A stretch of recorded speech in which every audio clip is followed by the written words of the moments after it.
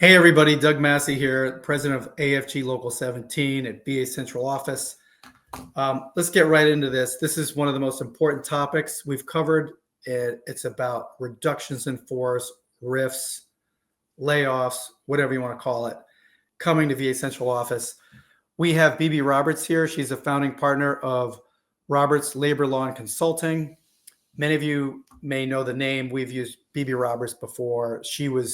She's done an amazing job at Local 17. She took a case to arbitration. Somebody at NCA got her reinstated with back pay after unlawful removal. And then not that long ago, there was an arbitration her firm handled, and we got 45 people, great promotions with back pay. So we're very fortunate to have her, and probably one of the best labor attorneys that in the DC area, the best that I know of, that's for sure. Before we get started, I want to say briefly that many of you know that these RIFs are being engineered by Elon Musk, guy from South Africa, not elected, wasn't confirmed by the Senate, and he's kind of largely responsible for what's going on. I want to put out there that he recently is responsible for amplifying a tweet. And this is the tweet, quote, Stalin, Mao, and Hitler didn't murder millions of people. Their public sector workers did. And, we all know what that is. That's disgusting. But I think the real problem is not these crazy people saying dumb shit like this. Really, the real problem is people being quiet, people not speaking out. And Secretary Doug Collins, at his Senate confirmation hearing, said he wants to unleash the power of this workforce. He called it a wonderful workforce. He wanted us engaged. And, all we do is get attacked by the White House, by Elon Musk. And I'm wondering what he's saying about this. What is he defending us? What does he think about these statements? Because you can't just sit idly back and allow this to happen and call yourself a leader. That's not leadership. So anyways, that's my rant. I want to bring on Bibi Roberts so we can get right into this subject. It's very dense. It's very complicated. And the good news is we have a lot of rights. If you're in the bargaining unit, we have a lot of rights, and things aren't going to happen right away. So let's bring Bibi on so we can hear more. Bibi Roberts, thank you so much for being with us today. And we understand that you are an expert in RIFs and many other things, and we're happy to have you to address our members. Thank you so much for having me. That was a very generous introduction. Well, it was, I think you know the person that said that, and I definitely have agreed with him on that. And by the way, many people don't know that Bibi Roberts' firm, we had somebody removed at NCA. She got that individual, a member, reinstated with back pay. And then we have 40 employees who were given great promotions through an arbitration Bibi's firm handled with back pay. So, we've had tremendous success with her firm. So, Bibi, the floor is yours. Thank you so much. So as Doug mentioned, today we're going to talk about the process for reductions in force, or RIFs as we'll call them. These are regulations and contract procedures that the VA must follow to conduct a reduction in force. So it can be tedious. That's why it has many pitfalls for an agency who conducts them. So let's put up the slides. Great. Thank you. So let's start at the beginning. Let's start by answering, what is a reduction in force? So a reduction in force is a procedure by which an agency eliminates jobs for certain reasons. They eliminate the jobs by releasing employees from their competitive levels by furlough, separation, demotion, or reassignment. A RIF is not an adverse action against a particular employee, but it is an action directed at positions within an agency. So I mentioned that there were certain reasons for elimination of jobs, and so did Doug. So the reasons an agency can conduct a RIF are the lack of work, shortage of funds, insufficient personnel ceiling. The most common reason is a reorganization. And reorganization means the planned elimination, addition, or redistribution of functions or duties in an agency. They can also conduct a RIF for the exercise of reemployment or restoration rights. Reemployment meaning employment after a break in service of at least one workday. Or it can be for reclassification due to erosion of duties, which is basically referring to an erosion of duties because of an announced RIF. So the agency says they're getting rid of certain jobs, so that causes other jobs, or maybe the job they named, to lose duties. The regulation provides an exhaustive list. It didn't give examples. It listed the reasons agencies can use. So that means these are the only reasons. Now, an agency is who decides whether a RIF is necessary, when it will take place, and what positions will be abolished. So we say eliminated, abolished. Those are all interchangeable terms for removing certain positions from an agency. It is a management right to do so. So we say that because there are many times when employees and even the union can see that the agency does not have enough staff for a duty they took on, or more recently, they don't have enough maybe funding for a job, a duty they have taken on. But whether or not they eliminate positions because of it is totally up to the agency. A wise person once said that the law does not require an agency to be correct.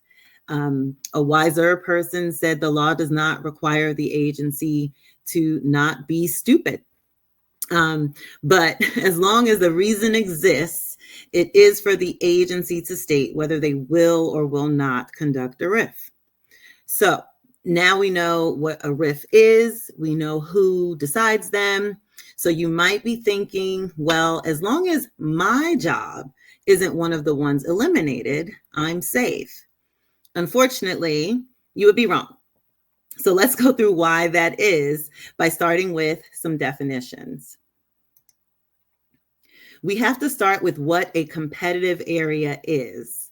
And that's because even if your job isn't being eliminated, you could be affected because of the competitive area. So a competitive area is an organizational unit and geographical location where employees within it compete for retention. It is established by the agency for the purpose of conducting a RIF. So it isn't established for any other reason. It is because the agency says they're going to conduct a RIF. The competitive area can be all or part of an agency. So it can be as big as all of VHA or as small as a VBA regional office in Togus, Maine. I'm just giving examples. I do not have any insight into what VA is doing. But the point here is that a competitive area includes all employees within the defined area. So if VA defines the competitive area as big as all of VHA, the Veterans Health Administration, then all VHA employees are competing for retention during that RIF action. I will also mention, without much more detail, because I don't think it applies to Local 17, but there is an exception to the competitive area, including all employees, and that is depending on pay bands. So if the employees within a competitive area, some are on a pay band and some are not, the regulations allow the agency to define additional competitive areas.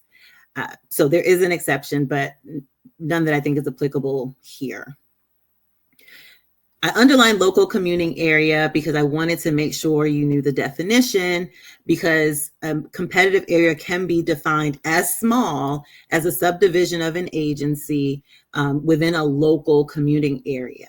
So what that means is a geographic area that includes any population center and surrounding localities in which people live and can reasonably be expected to travel to and from work on a daily basis. So, for example, let's say here in Washington, D.C., our local commuting area would include the surrounding areas such as Prince George's County, Maryland, or Arlington, Virginia. The description of the competitive area must be made available for review. It is not a secret. It should be known because it can be challenged. It is possible for a competitive area to contain only one person. However, an agency cannot describe the competitive area particularly to target that one person. They have to define it by the unit, organizational unit, and geographical location. If an agency sees that there aren't many people within a competitive area, they are allowed, they're given the discretion to expand it. Okay, but they cannot use the definition to target a particular person or position. Competitive areas must be defined by that unit and geographical location. And in case you're wondering, this means it also cannot be defined as a particular bargaining unit. So VA cannot legally define a competitive area as AFGE's bargaining unit. Hopefully that gives some of you some relief. So now that we know what a competitive area is, VA will then have to set competitive levels. All the positions in that competitive area, remember we said all employees within that competitive area will be part of the RIF. So all positions that are the same grade in similar duties, qualifications, pay schedules, and working conditions are put together. So a competitive level establishes the competing jobs. The goal of this grouping is that the positions are basically interchangeable. Without undue interruption means without any loss in productivity beyond that normally expected in the orientation of any new but fully qualified employee.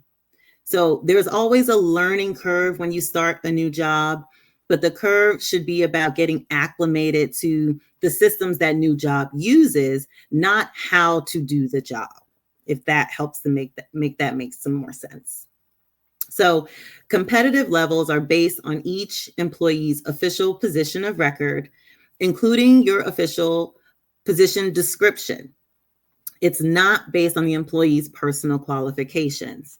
So if you have a Juris Doctor degree, but you work in human resources as a human resources specialist, it is your human resources specialist position that governs your competitive level, not your JD degree.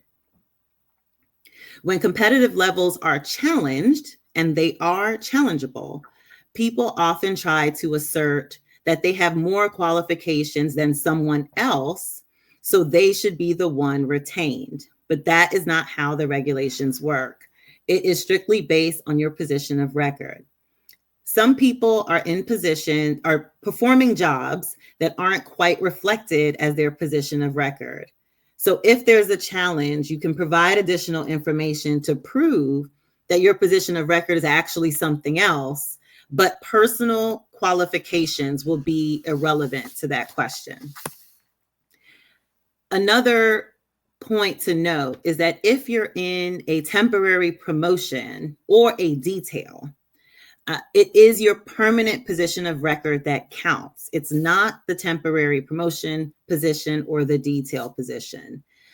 So you might be in a higher grade as a temporary promotion, but if a RIF is coming, they won't use that higher grade. Your competitive level will be your permanent position. Competitive levels are also separated by service, appointment authority, pay schedule, work schedule, and trainee status. So there is a competitive and accepted service. There are different appointment authorities for the accepted service, like 74013 for hybrid employees, or Schedule A for individuals with disabilities. There are also different pay schedules, like wage grade and GS. Work schedules do not mean your number of hours. It just means the category of your schedule. So full-time or part-time. There's no differentiation between a part-timer who works 20 hours or a part-timer who works 30. It's simply that they're part-time and they would be in that same competitive level. So each of these differences would have a different competitive level. But a competitive level cannot solely be based on, like I said, the number of hours or weeks you're scheduled for part-time employees. It can't depend on work changing shifts like floaters. Some people have floaters. That would not change your competitive level. Grade promotion potential, think career ladder positions. If you're a 7, you will be in a competitive level at a 7. The fact that you could go to a 9 in a year does not become relevant as far as determining your competitive level. And any pay differences within the same pay system are basically not a determining factor for your competitive level. So, as I previously stated, competitive levels can be challenged. However, placement in your competitive level is not based on preference eligibility status. Preference eligibility will come into play later, but the competitive level is not based on preference eligibility. Also, positions within the same grade and title can be in different competitive levels if they take into account special qualifications or duties. So, for example, a licensed practical nurse in mental health might require additional certifications, whereas all other LPNs do not. So VA would be able to put them in a different competitive level because of those special qualifications.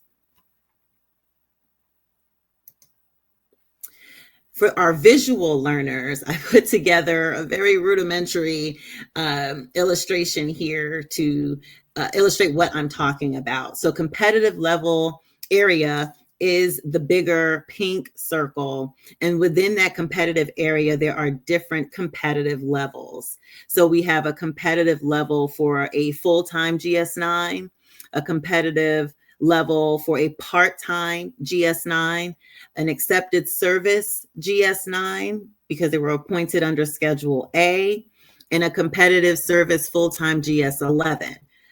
So the competitive area here is still with my example, regional office in Togus, Maine.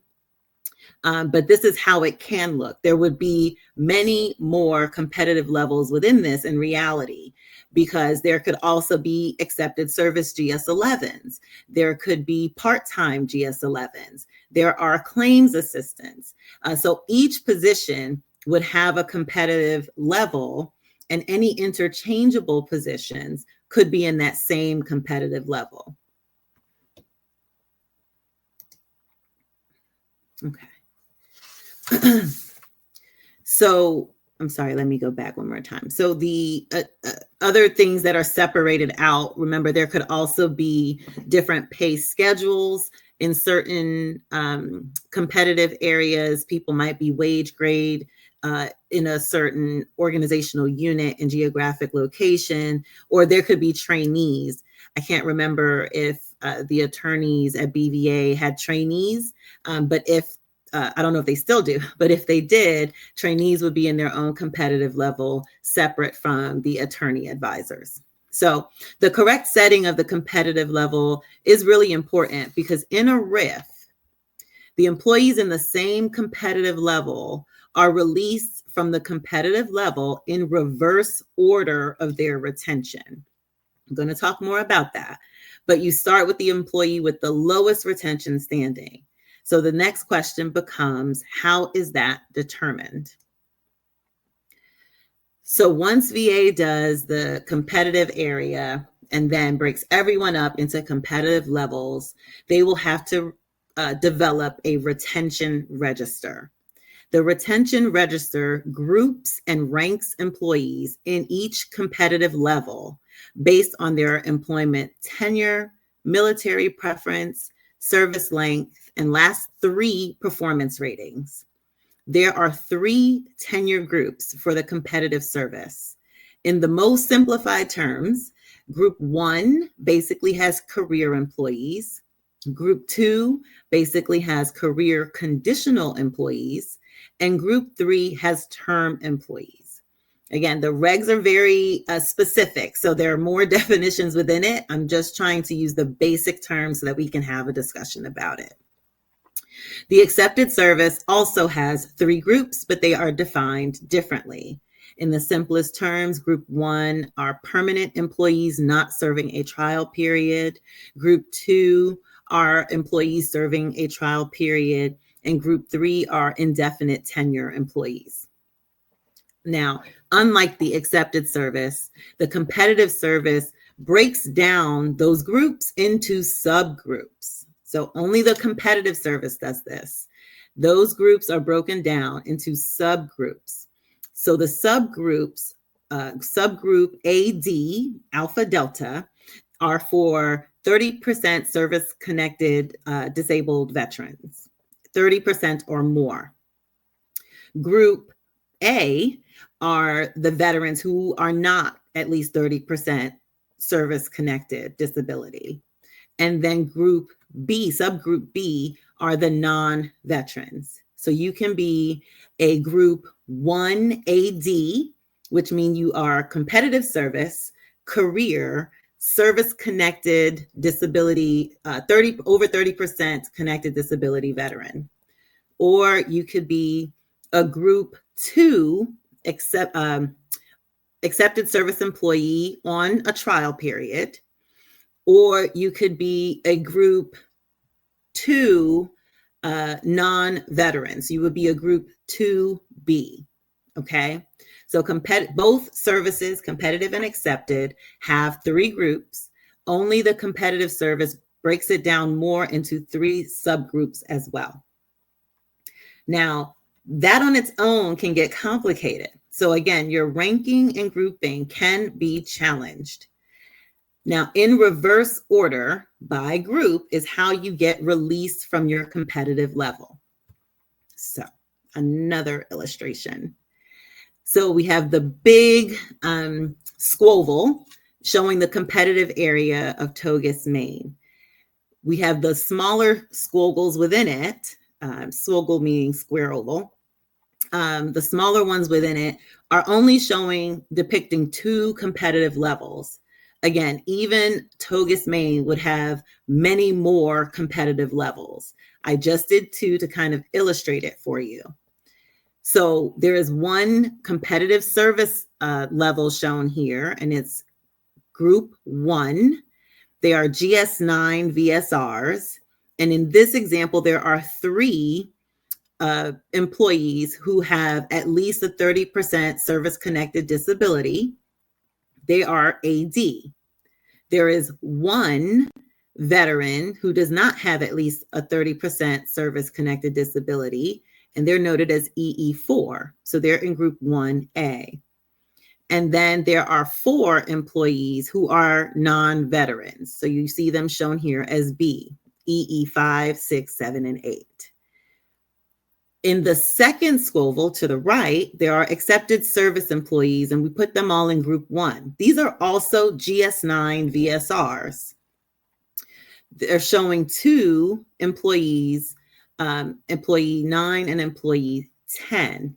Remember, accepted service does not get broken down into subgroups.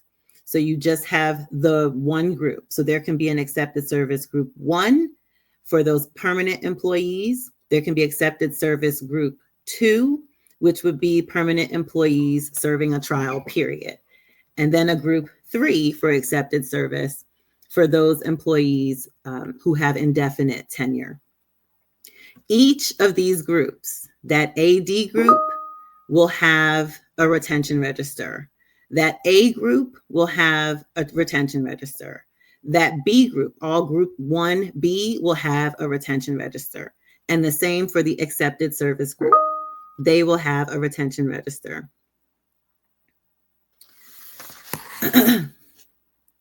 So all the employees will be placed into competitive levels based on their grade and their similar duties. So remember, the services have to be separated. Even though they're both GS9 VSRs, that must be separate. On top of that, we talked about the subgroups. They have to be separated out. And each one gets a retention register. They get ranked in a retention register. So now that we've gone through those necessary definitions and explanations, we're now coming back to today. VA says they have a goal of eliminating 80,000 jobs. What now? The department is required to provide notice to the union no later than 90 calendar days before the effective date of a RIF. To my knowledge, that has not been done yet. So that 90-day clock has not started.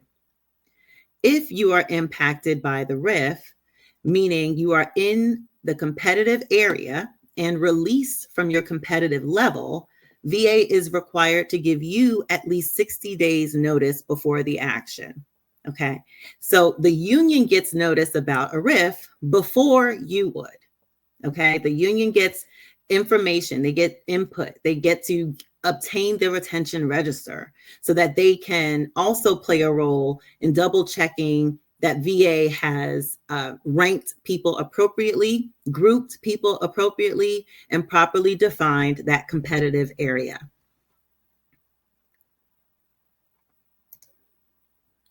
So I've said multiple times, you have to be released from your competitive level. What does that mean? Being released from your competitive level means you have been identified to be adversely impacted by a RIF action. So VA said, let's say, for example, they're abolishing the RVSR position, the Rating Veteran Service Representative position at all grades. The employees in those abolished positions will be released from their competitive level. But those employees may be able to move around. They may be able to bump into other positions or retreat into other positions. Maybe they can bump into a VSR position, or they were in human resources before, so now they can retreat into that position if it's in the competitive area. That is how everyone else gets affected. Just hearing VBA is getting rid of our VSRs in Togus, Maine, does not mean other employees in that competitive area will be unaffected. Because of those bump, retreat, and reassignment rights, other employees can be affected. So before we get there, though, let's sum up what has to happen first. So this is what must occur before a RIF. There has to be preparation. It's not just a letter to OPM. The department must decide that it will conduct a RIF. Then the department must define the competitive areas. Then the department must establish the competitive levels.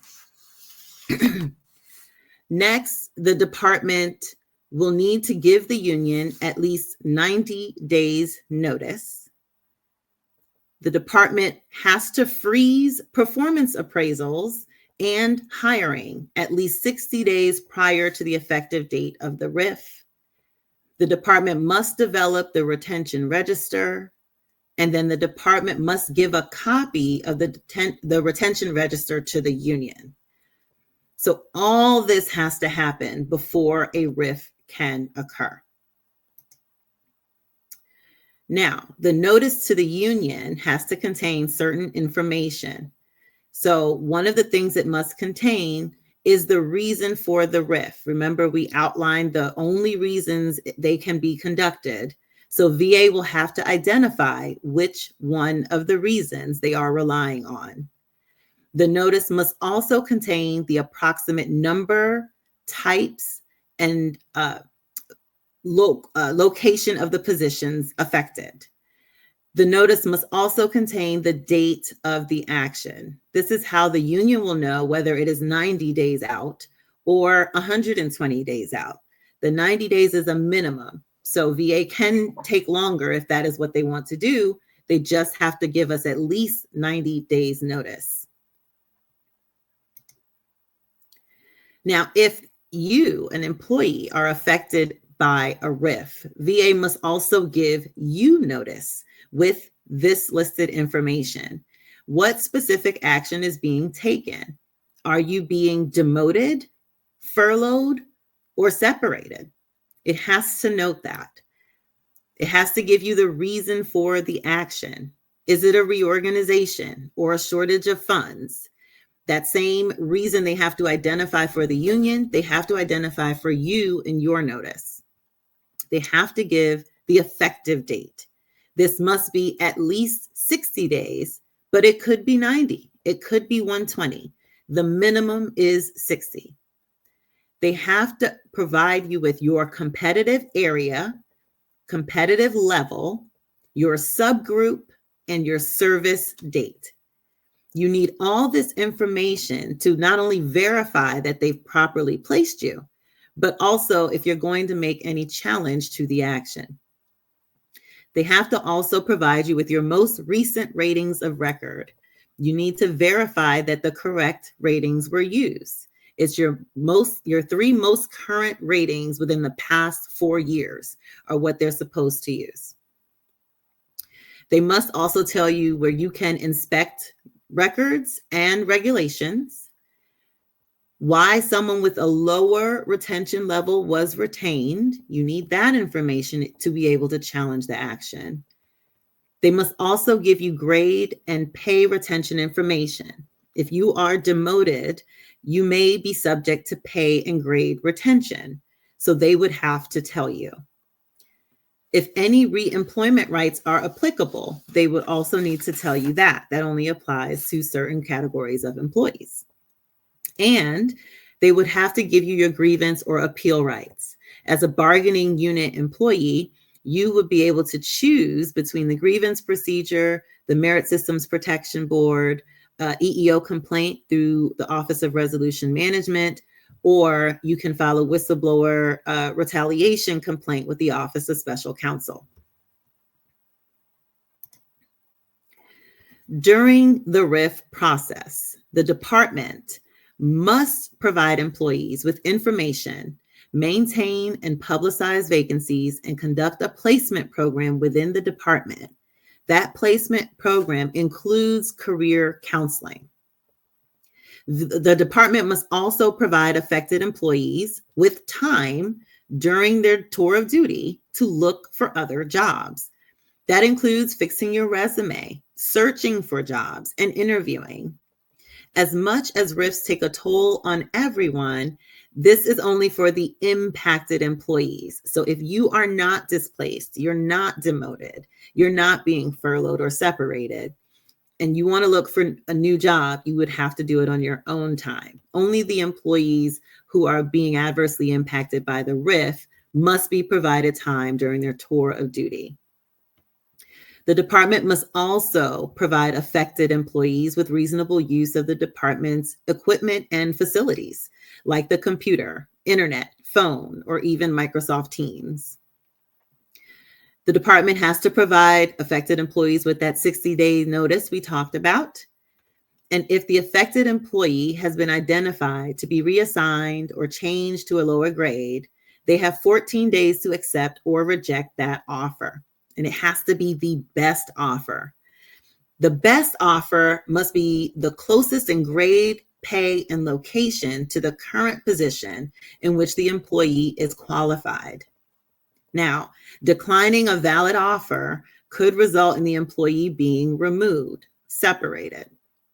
Depending on the offer, that removal could be a RIF separation, which is not an adverse action, or an adverse action removal. It would only be an adverse action removal if there was no reduction in pay or grade and the employee declined. So if you're not being demoted, you're just going into a different position in which you qualify and you decline it, the department could do an adverse action removal instead of a RIF separation. It's also at this point with these best offers that the employee can exercise bump and retreat rights, which we will get to on the next slide.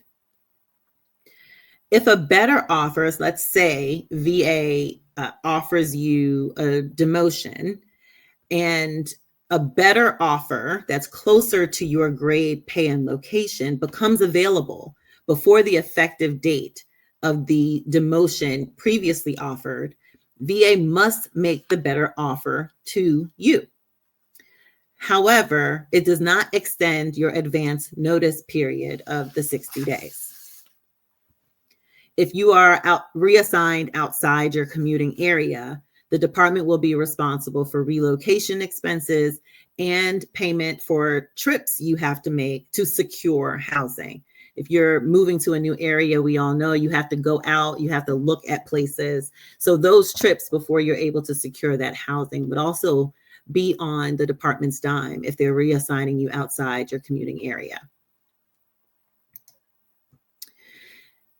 So now you may have heard about bumping and retreating.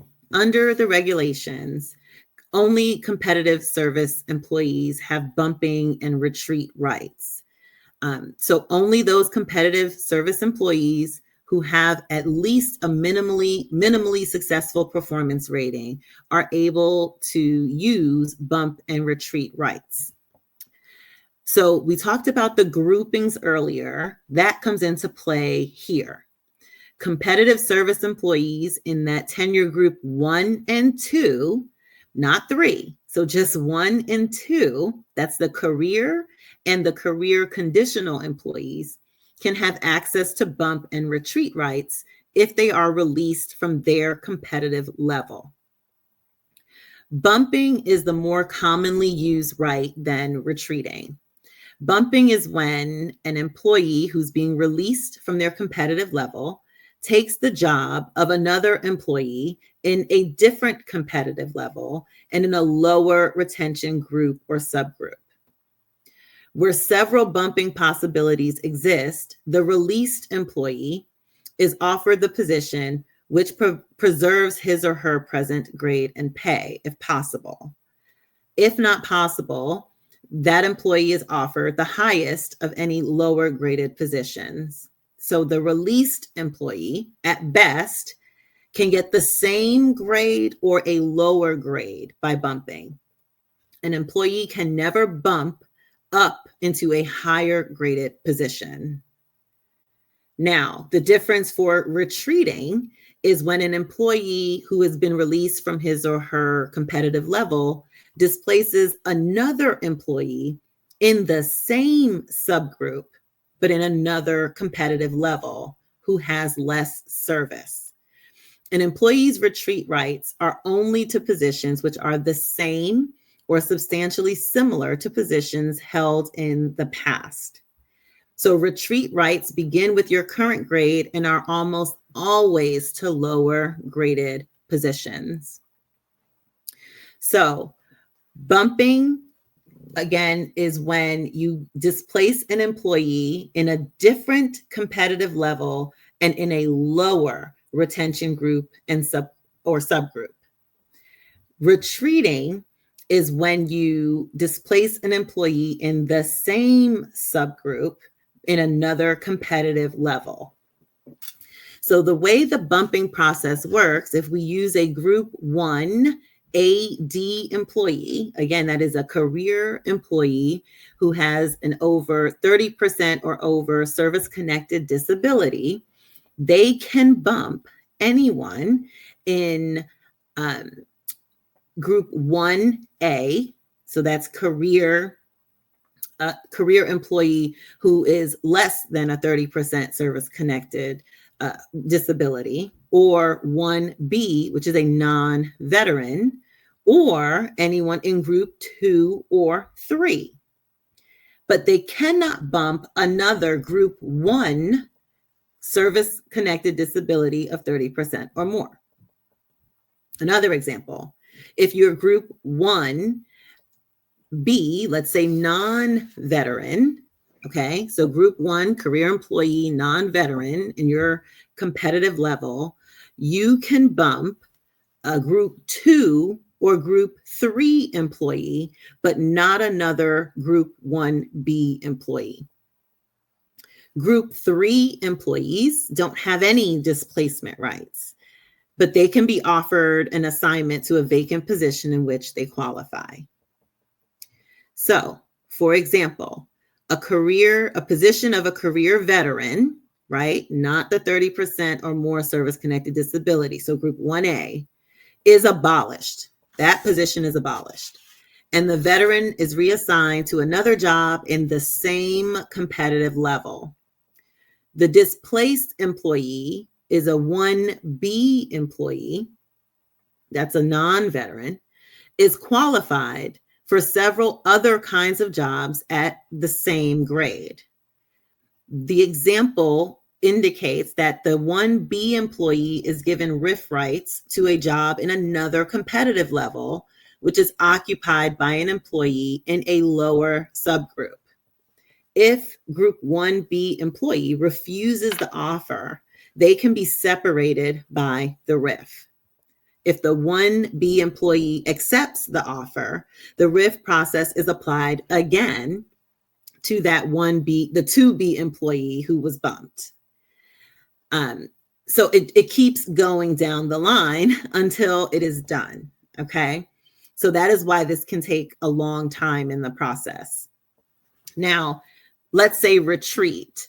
It might be easier to use names. So for a retreat example, let's use Emily employee. And Emily employee is an RVSR, GS9, with a promotion potential to GS12. She's affected by the RIF. Her job, remember that our example, the RVSR job is abolished. So Emily is a career veteran, group 1A. She doesn't have a 30% or more service-connected disability, but she is a veteran. And she was promoted into her position from a VSR. So she went from a VSR to an RVSR, which had a promotion potential of a GS10. So there are no other RVSRs in a lower group in the competitive area. However, another employee, Benny Gone, is a career veteran, group 1A, who is a VSR GS9 position. So Emily is an RVSR. She was promoted from the VSR position. Benny is a VSR and has less overall service than Emily. Since Emily's job is the one abolished and she was promoted from the VSR position, she's entitled to retreat to that GS7 VSR position. In doing so, she displaces Benny from his job, and Benny is now placed in a RIF situation. So that's not a bump because Emily and Benny are in the same tenure group and subgroup. So for her, Emily and Benny's situation, that would be a retreat. Okay, so a bump is always to someone in a lower tenure group, where retreat is within the same tenure group, but you have more service than the person who's in a position you're retreating to. And with the retreat, you're going to a position you previously held. So you'll see employees who've moved around in the government are the ones that tend to have the retreat option available to them. VA's failure to provide an employee with appropriate bump and retreat rights, we call those assignment rights, is a challengeable action. So I mentioned a little bit that if an employee declines a reassignment, their removal can be considered an adverse action. That is because a reassignment that does not change your grade or pay is just considered a directed reassignment. Whenever an employee's job is eliminated and there is someone with a lower retention standing, the person whose job is abolished has the right to displace the employee with the lower standing. That employee with the lower standing might be in another division or another branch in the organization, but they will be in a very similar job and at the same grade. If that's the case, the action to place the employee whose job was abolished will be handled as a reassignment and not as a RIF. If the employee whose job was abolished refuses that reassignment, they can be separated through adverse action procedures, not through RIF procedures, because employees can be removed for declining a reassignment. In all situations for bumping, retreating, reassignments, the employee must be qualified for the position. If you are not qualified, VA has no authority to put you in that position.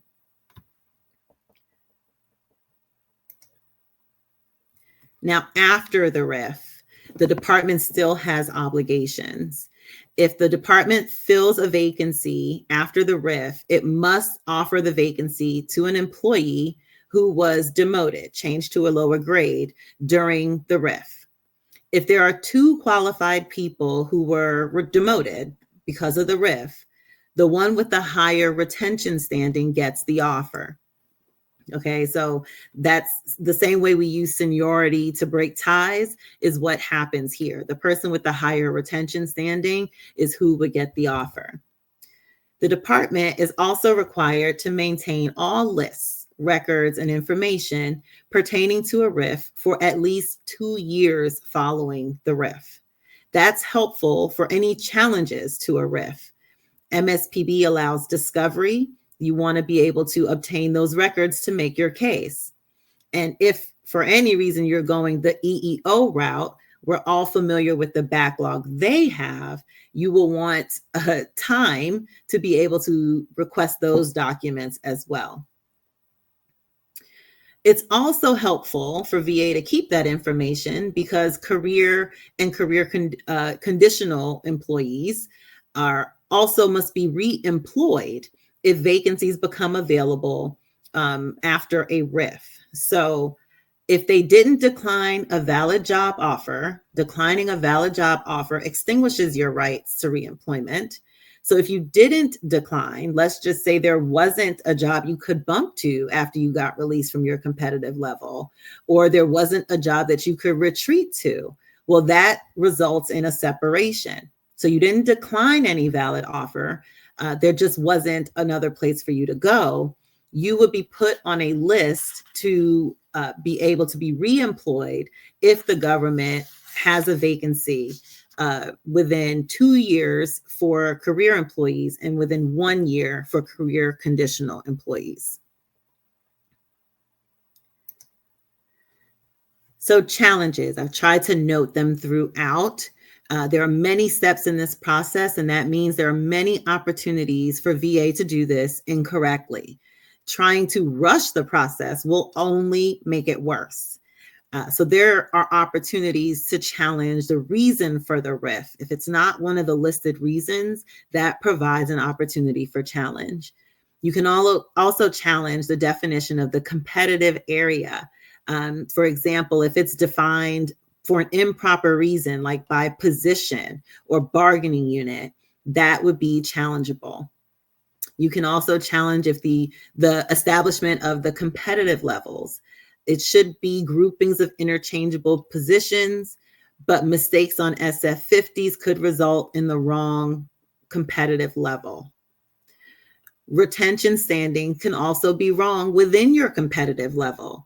If you have the wrong SCD date, which happens a lot with employees who transfer in from VA into VA, you could be in the incorrect tenure group. Those would provide reasons for challenge. If your assignment rights are violated, that's the bumping and the retreating, you can challenge that action.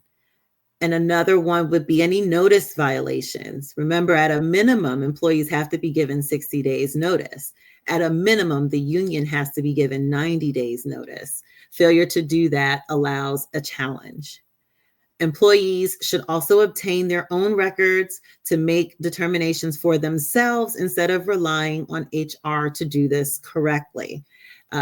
Many of us are familiar with how their probationary terminations went. There's no reason to think this will be done correctly. So grab your own documents, hold on to them so that you can verify your information on your own. Both the union and employees should be vigilant in enforcing their rights. So that completes my presentation. I hope you found this information useful. Thank you, Bibi. I guess, the main takeaway I got from this, and correct me if I'm wrong, is this is incredibly complicated. I'm an attorney. I've done a lot of reading on this the last few weeks. I have an Audible book, and I don't know how the department is going to get people to do this properly. And do you think that's going to be the case? They're going to just, I think they're going to screw this whole thing up. I do. We're familiar with HR having a lot of turnover, right? So when there's so much turnover within HR, you don't get the people who maintain that experience on how to do these things. And so because of that, I have no doubt this will be done incorrectly. Well, I guess that it's, and another thing people should realize is that, people know us as Local 17, VA Central Office.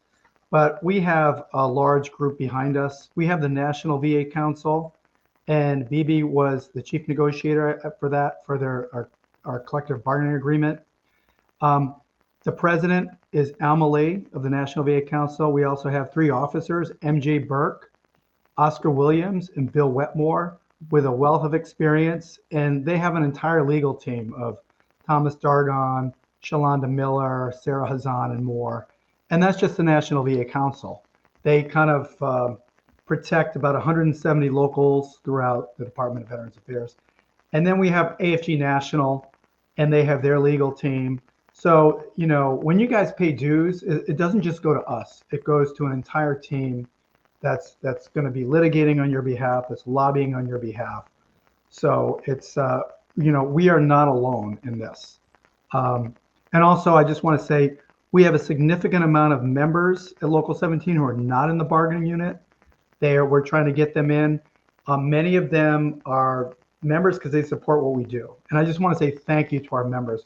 We have an incredible amount of strength at Local 17 because of the membership we have.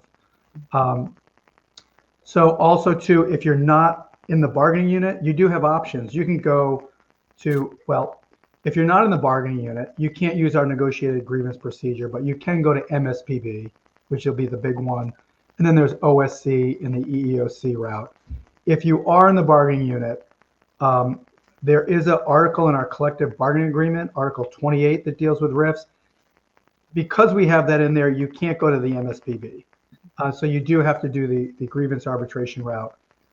And we will be ready for that. And we will probably be looking for, hiring some outside counsel like Bibi, and we'll be relying on NVAC and ourselves and AFGE. So we have tremendous resources out there. So that wraps up our discussion for today. Bibi, thank you for joining us and sharing your expertise. Your insights are invaluable, and we appreciate the work you do to protect federal employees. Thank you so much. All right, take care, everybody. One more thing I just want to wrap up is that their contact information is there on the bottom. We've been getting a lot of, we're going to do our next podcast. We have a mental health professional in the DC area who's dealing with a lot of federal employees. And we decided to do that. I was at school picking up my son, and I was talking to one of the parents, and he told me his wife had heart palpitations, went to a cardiologist, and he said to her, "Are you a federal employee?" And she says, "Yes, I work for DOJ. How did you know?" And he says, we're getting a lot of these now. So, we're not going to do a podcast with a cardiologist, obviously, but our executive board decided that maybe having a mental health care professional to talk about some of the challenges during these chaotic times would be helpful. And if anybody has suggestions, our members, please email me at douglas.massey@afgelocal17.org. And I'm going to put my new email address out there. So anyways, thanks. Thank you, Bibi. We wish you well, and we'll probably be talking to you sometime soon. Take care. Thank you. Take care.